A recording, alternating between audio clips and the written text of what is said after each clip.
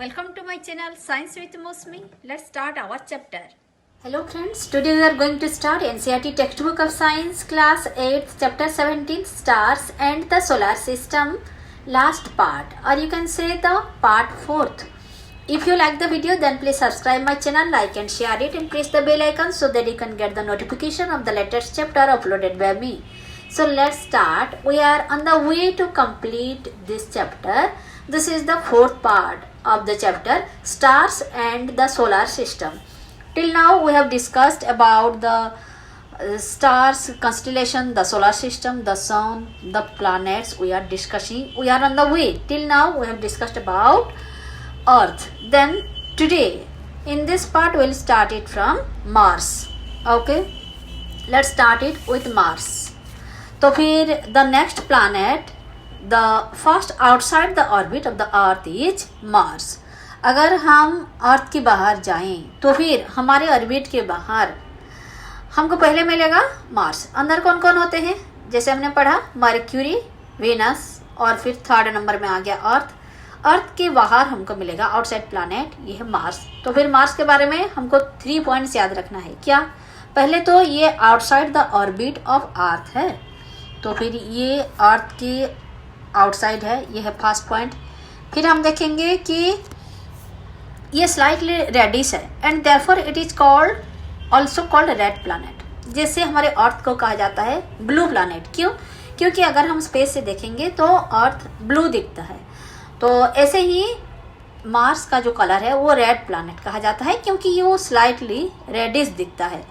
और third point है Mars has 2 small natural satellites. आपको पता है मर्क्यूरी का एक भी नहीं है, वीनस का एक भी सैटेलाइट नहीं है, अर्थ का एक सैटेलाइट है. अब हमको पता चला कि मार्स का कितने नेचुरल सैटेलाइट्स हैं? 2 नेचुरल सैटेलाइट्स हैं. This are the 3 points we need to know about Mars. कि ये रेड प्लैनेट है, इसका 2 सैटेलाइट्स है, ये अर्थ के बाहर पहले प्लैनेट है. हमारे 2 नेबर है, एक वीनस है एक मार्स है, तो फिर ये हमारा सेकंड नंबर मार्स. तो मंगलयान क्या है, आइए देख लेते हैं. Indian Space Research Organisation ISRO launched India's first Mars orbiter mission. Mars में पहुंचने वाले हमारा इंडिया का जो पहला ये है इसरो ने छोड़ा था, तो फिर इसका नाम है मंगलयान. मंगलयान ऑन नवंबर 5, 2013 इसको बनाया गया था. It was successfully placed into, इसको छोड़ा गया था और ये जाकर वहाँ पहुँचा था, successfully placed into an orbit of Mars on सितंबर 24, 2014. तो फिर इतना टाइम लगता है किसी को हमको प्लेस करने में, लगभग जैसे इतना टाइम लग जाता है. With this India become the first country in the world to do so in its first attempt. मंगल में अपना सैटेलाइट भेजने के लिए, अपना मंगलयान भेजने के लिए बहुत सारी कंट्री बहुत से बार फेलियर फेस करने के बाद जाकर स्थापना कर पाए, पर इंडिया का ये बहुत अच्छी खूबी है कि ये फर्स्ट अटेम्प्ट में ही सक्सेसफुल हो गया. तो फिर ये रही मंगलयान की बात. आइए अब देखते हैं जुपिटर. तो फिर जुपिटर के बारे में आप थोड़ा बहुत जानते हैं. क्या जानते हैं? Till now you know that Jupiter is the largest planet. इतना तो आप जानते ही हैं. इसके बारे में हमको 6 पॉइंट्स याद रखना है. क्या है? फर्स्ट, ये तो largest planet of the solar system है. Second, it is so large that it is about 1300 earth can be placed inside the giant planet. इसका आकार जो है ये हमारे अर्थ का 1300 गुना है, यानी कि 1300 टाइम्स है. इतना साइज बड़ा है, पर उसका मास जो है ये 1300 टाइम्स नहीं है. ये कितना है? सिर्फ 318 टाइम्स है, 318 टाइम्स है. इसका मतलब इसका अगर साइज में 1300 टाइम्स है और उसका मास अगर 318 टाइम्स बड़ा है, इसका मतलब तो ये हुआ ना कि ये अर्थ का डेंसिटी से इसका डेंसिटी काफ़ी कम है. ये हमारा थर्ड पॉइंट हो गया. और ये इसका एक्सिस के चारों ओर बहुत जोर से घूमता है. It rotates very rapidly on its axis. अगर हम माने कि एक बड़ा सा बल ले लें और बल के अंदर एक हम ग्रीन मटर आप देखें ना, वो भी तो गोलाकार होता है, तो उसके अंदर अगर ग्रीन पीस डालते जाएं तो पीस 1300 पीस आ जाएगा. बड़ा बल हो गया हमारा जुपिटर और जो छोटा वाला पीस हो गया हमारा अर्थ. अब समझ में आ गया कि जुपिटर कैसे अर्थ का 1300 टाइम्स बड़ा है शेप में. और इसके बारे में जो 4th पॉइंट हमें ये है कि Jupiter is a large number of satellites in हमारा अर्थ का कितना नेचुरल सैटेलाइट है, सिर्फ 1 है, और मार्स का 2 है। तो फिर ऐसे ही जुपिटर का बहुत सारे सैटेलाइट्स हैं। फिफ्थ पॉइंट है, इसका भी फेंट रिंग्स होता है, इसके चारों ओर पर ये बहुत फेंट होता है। और you can easily recognise Jupiter as it appears quite bright in the sky. Sixth point है कि ये बहुत ब्राइट है, दिखने में ये क्वाइट ब्राइट है। और if you observe it with the help of telescope you can also see 4 of its large moons. तो फिर इसके बड़े बड़े 4 मून ये हम देख पाएंगे, बड़े बड़े 4 मून हम देख पाएंगे अगर हम उससे टेलीस्कोप के जरिए देखेंगे। तो ये आप देख पा रहे हैं, जैसे हमको दिखाया गया है, ये हो गया इसका 4 मून, ये एक, ये एक, ये एक और एक हो गया ये। क्योंकि ये बहुत ब्राइट है ये सारे मून, इसीलिए हमको ये दिखाई पड़ रहा है। तो फिर ये हमारे 6 पॉइंट्स जानने के लिए है अबाउट बृहस्पति क्या क्या, और एक बार रिवीजन कर लेते हैं। ये लार्जेस्ट प्लैनेट है, ये अर्थ के मुकाबले 1300 टाइम्स उसका से बड़ा है, पर इसका मास जो है 318 टाइम्स बड़ा है। इसका मतलब है ये इसका डेंसिटी अर्थ की डेंसिटी से कम है। फिर ये इसका बहुत सारे सैटेलाइट होता है और इसमें भी फेंट रिंग्स है, ये दिखने में बहुत ब्राइट है। ठीक है, this is all about our Jupiter. Then come to Saturn. Saturn के बारे में आप क्या जानते हैं? सैटर्न के बारे में हम पहले से ही हमारा जितना नॉलेज है ये इतना तो सबको पता ही है कि सैटर्न का चारों ओर रिंग्स होता है। हाँ, तो फिर ये एक पॉइंट है। तो हम देखते हैं सैटर्न के बारे में हमको 5 पॉइंट्स जानना है। इसको सनी भी बोलते हैं। तो सैटर्न जो है ये येलोइश इन कलर होता है इसका, इसीलिए मैंने इसको अंडरलाइन किया येलो कलर में, ताकि आपको थोड़ा सा मन में याद रखने के लिए आसान हो। ये yellowish in colour, this is the first one. Second है इसका सोलर सिस्टम में इट्स ब्यूटीफुल रिंग्स है इसका चारों ओर। सोलर सिस्टम में अगर हमको याद है तो सनी के चारों ओर रिंग्स होने का हमको पहले से पता है। तो फिर ये ब्यूटीफुल रिंग्स है इसके चारों ओर। और फिर क्या है, ये रिंग्स जो है these are not visible with naked eye. अगर हम सादा आंखों में देखेंगे ना तो हमको ये दिखाई नहीं पड़ेगा। तो फिर कैसे दिखाई पड़ेगा? अगर हम एक टेलीस्कोप के जरिए देखें तो हमको ये अच्छी तरह पता चलेगा। और थर्ड पॉइंट है Saturn has also large number of satellites. इसके बहुत सारे सैटेलाइट्स हैं। और किसका था? हमारी जुपिटर का भी बहुत सारे सैटेलाइट्स था। तो फिर इंटरेस्टिंग बात ये है सैटर्न के बारे में कि ये सबसे लिस्ट डेंस है, यानी कि इसका जो डेंसिटी है, इसका डेंसिटी जो है ये बहुत कम है, यानी कि ये लाइट वेट वाला है। और its density is less than that of water. इतना कम है कि जैसे पानी से भी इसका डेंसिटी कम है। याद रहेगा ना ये बात आपको, पानी से भी इसका डेंसिटी कम है। तो फिर this are the points about our Saturn कि ये येलोइश इन कलर है, उसका रिंग्स है, ब्यूटीफुल रिंग्स है, इसका डेंसिटी बहुत कम है, लाइट वेट है। तो फिर ये सारी बातें आइए देखते हैं आप यूरानस और नेपच्यून के बारे में। These are the outermost planets of the solar system. अगर हम यूरानस और नेपच्यून की बात देखें तो ये सबसे ज़्यादा दूरी पर, सन से अगर हम मूव करेंगे धीरे धीरे तो मरक्यूरी, वीनस, अर्थ, मार्स ऐसे होके हमको सबसे दूरी में कौन मिलेगा? यूरानस और नेपच्यून। तो फिर they can be seen only with the help of large telescope. इतना दूर में है तो क्या आपको लगता है कि आप नेकेड आई में देख पाएंगे? ये इसको देखने के लिए चाहिए हमको बहुत बड़ा से बड़ा टेलीस्कोप। जितना दूरी की चीज़ आप देखना चाहेंगे इतना बड़ा टेलीस्कोप, पावरफुल टेलीस्कोप भी तो चाहिए। तो फिर इसके लिए हमको लार्ज टेलीस्कोप चाहिए। Like Venus, Uranus also rotate from east to west. और इसके बारे में ये एक जानने वाली पॉइंट है कि वीनस भी ऐसे मूव करता था और यूरानस और नेपच्यून भी ऐसे मूव करते हैं। It rotates from, Uranus also rotates from Venus, जैसे यूरानस रोटेट करता है east to west. The most remarkable feature of Uranus is that, Uranus के बारे में ये कह सकते हैं कि it has highly tilted rotational axis, यानी कि जैसे हमारे अर्थ थोड़ा टिल्टेड रहता है 66 डिग्री में ये टिल्टेड रहता है, ऐसे ही हमारे यूरेनस भी थोड़ा टिल्टेड रहता है। और दे have a ring system around them. The outer planets have large number of moons. तो उसका चारों ओर भी रिंग सिस्टम होता है। और इसके भी बहुत सारे मून है। तो फिर ये हुई हमारे यूरेनस और नेपच्यून के बारे में। Its orbital motion, it appears to roll on its side. ये इतना टिल्टेड रहता है अपना ऑर्बिटल मोशन में, तो फिर ये जब घूमता है ऐसा लगता है जैसे कि वो रोलन कर रहा है, ठीक है, इतना टिल्टेड वो रहता है।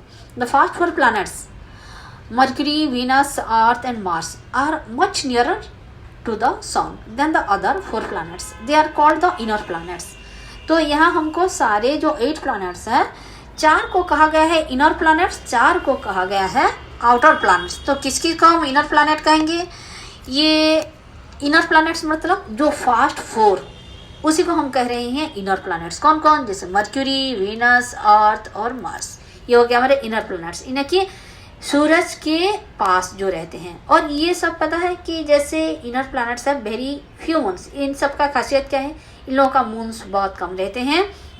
जैसे आपको पता है मर्क्यूरी का नहीं है, वीनस का नहीं है, अर्थ का 1 मून है और मार्स का 2 मून्स है। नेचुरल मून्स के बारे में हम बात कर रहे हैं। तो फिर और ये सारे पास पास रहते हैं, इनका जो ऑर्बिट होता है पास पास होता है। पर planets outside the orbit of Mars, तो फिर कौन कौन है? जुपिटर, सैटर्न, यूरेनस और नेपच्यून, ये farther off than the inner planets, ये जो इनर प्लैनेट से बहुत दूर रहते हैं। They are called the outer planets, इसीलिए उनको बाहरी प्लैनेट्स कहा गया है। इनर और आउटर ये तो आप समझते हैं, आउटर मतलब बाहर की ओर, इनर मतलब अंदर की ओर। They have a ring system around them. तो ये जो आउटर प्लैनेट्स 4 होते हैं, जुपिटर, सैटर्न, यूरेनस और नेपच्यून, इन लोगों के रिंग सिस्टम होते हैं उनके चारों ओर। और the outer planets have large number of moons. ये जानने वाली पॉइंट है हमारे आउटर प्लैनेट्स के बारे में, क्योंकि इनका बहुत सारे मून्स होते हैं। आइए देखते हैं some other members of the solar system. ये तो गए हमारे सारे प्लैनेट, अभी खत्म हो गया। अब हम देखते हैं क्या सिर्फ प्लैनेट्स और उनके मून्स इतना ही है सोलर सिस्टम में? बिल्कुल नहीं, हम पहले से पढ़े हैं। साथ साथ सोलर सिस्टम में है एस्टेरॉयड और होता है हमारे कॉमेट्स, तो इनके बारे में भी थोड़ा जान लेते हैं। These are some other bodies which revolve around the sun. They are also members of the solar system. Let us learn about some of them. तो फिर आइए अब पढ़ते हैं एस्टेरॉयड्स के बारे में। एस्टेरॉयड्स के बारे में हमको पहले से ही पता है कि ये मार्स और जुपिटर के बीच के ऑर्बिट में हमको ये पाया जाता है। क्लियर? तो एस्टेरॉयड्स के बारे में हमको 3 पॉइंट्स जरूर ही जानना है कि there is a large gap in between the orbits of Mars and Jupiter. तो इन्हीं के बीच हमको देखने के लिए मिलता है एस्टेरॉयड्स। ये है फर्स्ट पॉइंट, हमको जरूरी जानना है। This gap is occupied by large number of small objects that revolve around the sun. ये है second point, these are called asteroids. तो फिर यहाँ 1-2 नहीं होते, ये बहुत सारे, यानी कि बोलते हैं ना ग्रुप में होते हैं। तो फिर ये ग्रुप में होते हैं, 1-2 नहीं होते, large numbers of small objects, और ये भी सन की चारों ओर ही घूमते हैं। ये है थर्ड पॉइंट। ठीक है, तो फर्स्ट पॉइंट है कि ये मार्स और जुपिटर के बीच दिखते हैं। सेकंड पॉइंट है कि ये लार्ज नंबर में होते हैं, मार्स और जुपिटर के बीच दिखते हैं। सेकंड पॉइंट है ये लार्ज नंबर में होते हैं। थर्ड पॉइंट है ये भी सन की चारों ओर घूमते हैं। तो these are called asteroids. Asteroids can only be seen through large telescope. इसको भी हम नेकेड आई में नहीं देख पाएंगे, हमको चाहिए इसको देखने के लिए telescope. Okay, then comes to comets. Comets में बहुत सारी पॉइंट्स है, आप थोड़ा ध्यान से सुनिए। इसमें कॉमेट्स में हमको 10 पॉइंट्स याद रखना है। क्या क्या है? Comets are members of our solar system. Comets की बात सुने तो आपको याद रखना है ये सोलर फैमिली के ही मेंबर्स है। तो फर्स्ट पॉइंट है दे रिवॉल्व अराउंड द सन। तो ये सन की चारों ओर रिवॉल्व अराउंड द सन, ये हमारा फर्स्ट पॉइंट। इन हाईली इलिप्टिकल ऑर्बिट। तो फिर इनका ऑर्बिट भी इलिप्टिकल ही होता है। इलिप्टिकल कैसा होता है? ये हो गया हमारा गोलाकार, सॉरी मेरा इतना गोलाकार नहीं बन रहा है। तो फिर इलिप्टिकल में जैसे हमारे अंडे का आकृति होता है ना, इलिप्टिकल, यानी कि ये गोलाकार नहीं होगा। ये हो गया हमारा इलिप्टिकल। तो फिर ये है हमारा सेकंड पॉइंट, इनका ऑर्बिट इलिप्टिकल होता है। However their period of revolution round the sun is usually very long. यानी कि ये जब सन के चारों ओर घूमते हैं ना, इतना जल्दी से अपना एक राउंड खत्म नहीं करते सूरज के चारों ओर, इसके लिए उनको बहुत लंबा टाइम लगता है। ये है थर्ड पॉइंट। तो फिर फोर्थ पॉइंट क्या है, a comet appears generally as a bright head with a long tail. इनका अगर बनावटी हम देखें तो फिर इनका एक हेड होता है और एक होता है उनका टेल होता है, ठीक है, हेड होता है और टेल होता है। तो फिर कॉमेट का ये शेप होता है, ये है इसका फोर्थ पॉइंट।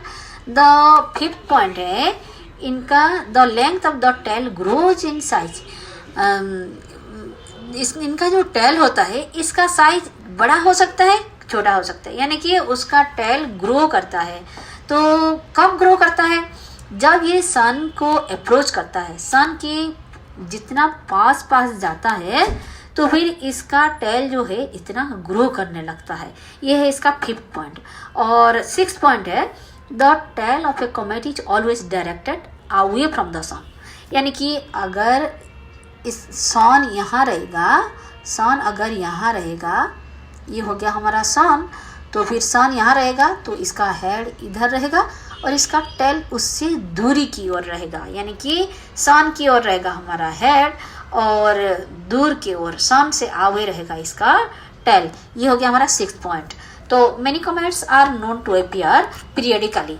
ये हमको पीरियडिकली दिखते हैं, यानी कि पीरियडिकली किसे हम कहेंगे, जो कि सर्टेन टाइम इंटरवल में फिर से दिखते हैं, यानी कि दे आर वेरी टाइमली, एक सर्टेन टाइम के इंटरवल में दिखते हैं। जैसे हेलिस कॉमेट, ठीक है, ये हेलिस कॉमेट एक कॉमेट है जो कि 76 ईयर्स में एक बार देखने के लिए मिलता है। तो फिर ये हो गया ना पीरियडिकली ये दिखते हैं। और ये हमको लास्ट कब दिखा था, ये हमको लास्ट दिखा था 1986 में, ठीक है। तो फिर ये हेलिस कॉमेट की बात है। हेलिस कॉमेट जो है हमको लास्ट दिखा था 1986 में।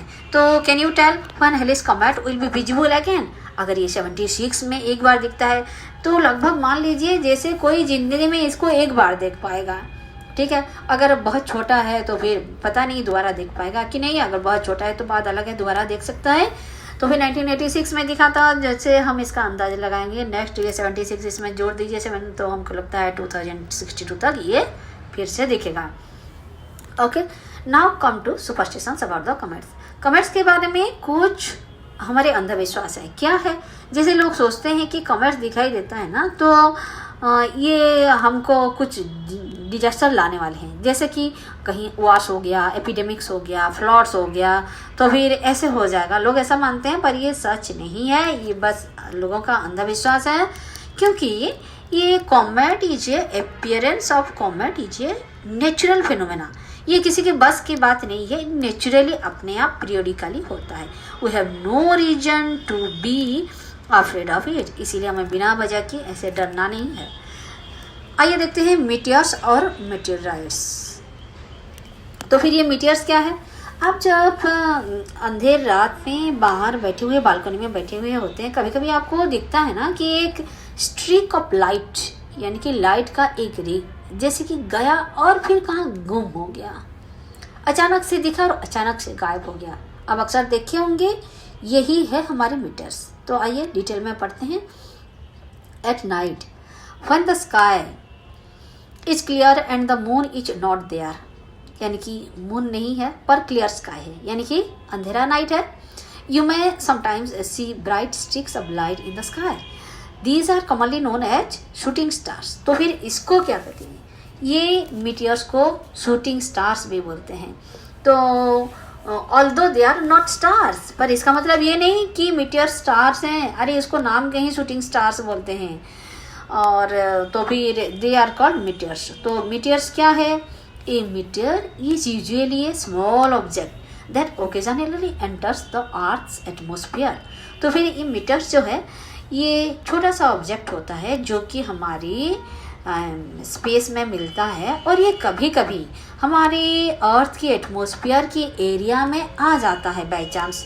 तो फिर अगर एरिया में आ जाता है ना, एआर की एरिया में, हमारे एटमॉस्फेयर की, अर्थ की एटमॉस्फेयर की एरिया में बाय चांस ये छोटा सा जो ऑब्जेक्ट घूमते घूमते आ जाता है, तो एट दैट टाइम जैसे ही हमारी एटमॉस्फेयर को ये टच करता है तो at that time it has a very high speed, ये तो बहुत जोर से घूम घूम के आता है।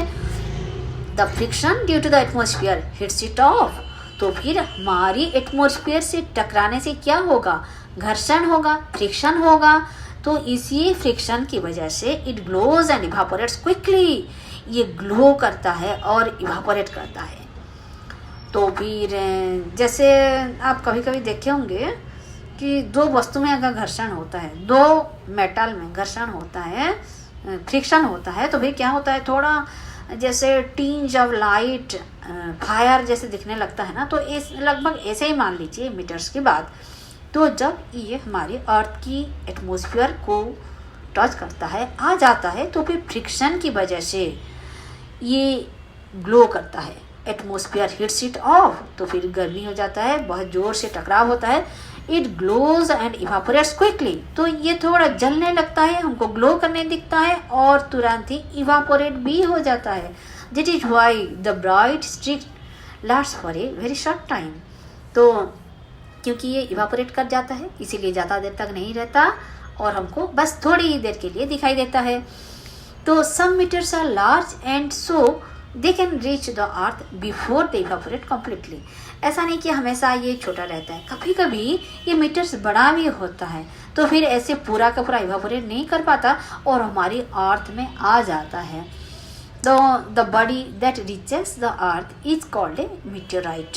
जो मीटर बड़ा से बड़ा होता है और हमारी अर्थ सरफेस को आ जाता है, इसको हम बोलते हैं मीटियर आ गई, यानी कि मीटेराइट। ठीक है, meteorite help scientist in investigating the nature of the material from which the solar system was formed. Meteorite जब अर्थ आ जाता है तो इससे हमें क्या लाभ होता है, हमारे साइंटिस्ट लोग इसके पीछे लग जाते हैं, उसको इन्वेस्टिगेट करने लगते हैं कि ये इसमें कौन कौन सा मटेरियल है, कौन कौन सा हमारी केमिकल्स है। ये सब देख के हमको क्या पता चलता है कि हमारी सोलर सिस्टम कौन सा मटेरियल से बना है। ठीक है, तो फिर हमको बहुत सी जानकारी मिलती है इसके बारे में मेटेराइट्स देखकर। तो मीटियर शॉवर्स किसे कहते हैं? शॉवर्स मतलब आपको पता है बारिश होना। तो बारिश होना यानी कि बहुत सारा, कहीं एक बूंद पानी गिरे तो इसको तो आप शॉवर नहीं बोलेंगे, तो बहुत से अगर गिरेगा तो फिर उसको आप कहेंगे। जैसे कोई किसी के ऊपर अगर एक फूल फेंकेगा, उसको क्या आप फूल की बारिश हो गया बोलेंगे? नहीं बोलेंगे। अगर बहुत सारे फूल किसी के ऊपर डाला गया तो बोलेंगे अरे फूलों का बारिश हो गया, तभी हम ऐसा बोलते हैं ना। तो फिर आइए जानते हैं ये मीटियर शॉवर्स क्या है। When the earth crosses the tail of a comet, swarms of meteors are seen। तो अर्थ जब कॉमेट की टेल की ओर से होके गुजरता है तब क्या होता है कि ये swarms of meteors are seen, बहुत सारे मीटियर्स दिखते हैं और these are known as meteor showers. तो फिर ये मीटियर का शॉवर्स कहा जाता है। Some meteor showers occur at regular interval each year. अरे ऐसा ना रेगुलर इंटरवल में हर ईयर हमको दिखते हैं। You can find the time of their appearance. तो आपको ये बात सुनकर मन में एक उत्सुकता आ गई, you are excited to see it. काश मुझे एक दिन दिखने के लिए मिल जाता। आप चिंता मत कीजिए, you can find the time of their appearance from A scientific magazine और फ्रॉम द इंटरनेट। इसके बारे में आप इंटरनेट से जानकारी ले सकते हैं या फिर साइंटिफिक मैगजीन लोग भी इसका जानकारी देते हैं। आइए अब देखते हैं आर्टिफिशियल सैटेलाइट्स के बारे में। तो सैटेलाइट के बारे में तो हम पहले पढ़े हैं। जैसे सैटेलाइट, जैसे अर्थ का सैटेलाइट कौन है? नेचुरल सैटेलाइट, वो है मून। और तो फिर आर्टिफिशियल सैटेलाइट क्या है? जो आर्टिफिशियल मतलब क्या है? नेचुरल का ऑपोजिट होता है आर्टिफिशियल। आर्टिफिशियल मतलब जो कि हमारे हाथों से बना है, मैन मेड है, मनुष्यकृत है। तो फिर किसी भी चीज़ मनुष्यकृत हो तो हम ऐसे बोलते हैं आर्टिफिशियल। और इसका अपोजिट होता है नेचुरल, यानी कि नेचर में पहले से पाए जाने वाले, ये हमारे द्वारा बनाए गए नहीं है। तो you must have heard that there are a number of artificial satellites which are orbiting the earth. तो आपने सुना होगा कि हमारी पृथ्वी के चारों ओर बहुत सारे आर्टिफिशियल सैटेलाइट्स घूम रहे हैं। तो you might wonder how artificial satellites are different from natural satellites. अब आपको ये एक्साइटमेंट हो रहा है कि ये आर्टिफिशियल सैटेलाइट्स नेचुरल सैटेलाइट से अलग कैसे हैं। तो artificial satellites are man made. पहले आप ये जाने रखिए, आर्टिफिशियल सैटेलाइट्स मनुष्यकृत है, यानी कि हमारे साइंटिस्ट लोगों ने बनाए हैं। They are launched from the earth, हमारी अर्थ से ही उन लोगों को लॉन्च किया गया है और उधर सेट किया गया है। They revolve around the earth much closer than earth's natural satellite the moon. और ये सारी कहाँ होते हैं? हमारी नेचुरल सैटेलाइट मून 3,84,000 किलोमीटर दूरी में है, पर ये सारे सैटेलाइट अर्थ से इतनी दूरी पर नहीं होते, ये हमारे पास क्लोजर देन अर्थ नेचुरल सैटेलाइट के मुकाबले, यानी कि मून के मुकाबले ये पास ही होते हैं। तो ये हमारे नेचुरल आर्टिफिशियल सैटेलाइट के बारे में। तो ये आर्टिफिशियल सैटेलाइट की अगर हमें ऐसे ही इसका ज़रूरत क्या है? India has built and launch several artificial satellite. तो इंडिया भी इसी काम से कोई पीछे हटने वाला नहीं है। इंडिया का भी बहुत से आर्टिफिशियल सैटेलाइट बनाया गया है। तो फिर इसका नाम क्या क्या है? जैसे आर्यभट्ट, हमारे इंडिया का पहले इंडियन सैटेलाइट। आर्यभट्ट के बारे में हम पहले से पढ़ चुके हैं। और वो 23 ईयर्स में आर्यभट्टिया लिख गए थे, जिसमें बहुत सारी अच्छी जानकारी है। तो some other Indian satellites are, ऐसे ही आर्यभट्ट की तरह और भी कई सैटेलाइट्स है, जैसे इनसाट, IRS, कल्पना 1, एडुसैट और ऐसे बहुत सारे। तो आर्टिफिशियल सैटेलाइट्स हमें क्यों चाहिए? Artificial satellites have many practical application. अरे ये हमारे ज़िंदगी के लिए बहुत मदद करता है। कौन कौन से काम में? जैसे कि हमारी वेदर फोरकास्ट करने में, और टेलीविज़न और रेडियो सिग्नल्स ट्रांसमिशन में। तो फिर ये जो हम रेडियो और टीवी घर में बैठ के देख पा रहे हैं और सारी जानकारी हमको मिल रहा है, कैसे? ये सैटेलाइट की मदद से ये सब हो पा रहा है। They are also use for telecommunication and remote sensing. तो फिर रिमोट सेंसिंग और टेलीकम्युनिकेशन के लिए भी ये यूज होता है। और ये रिमोट सेंसिंग क्या है? I want to tell you that by remote sensing we mean collecting information from a distance. Remote मतलब दूर से, रिमोट सेंसिंग मतलब है दूर से इंफॉर्मेशन कलेक्शन करना। ओके, तो फिर ये सारी हमारी यूटिलिटी है आर्टिफिशियल सैटेलाइट का। इसी के साथ हमारी ये चैप्टर खत्म होता है। Hope you all enjoyed my teaching. Thanks for watching this. Thank you. With this, we complete the second part of the chapter. If you like the video, then please subscribe my channel, press the bell icon so that you can get the latest chapter uploaded by me. Thank you.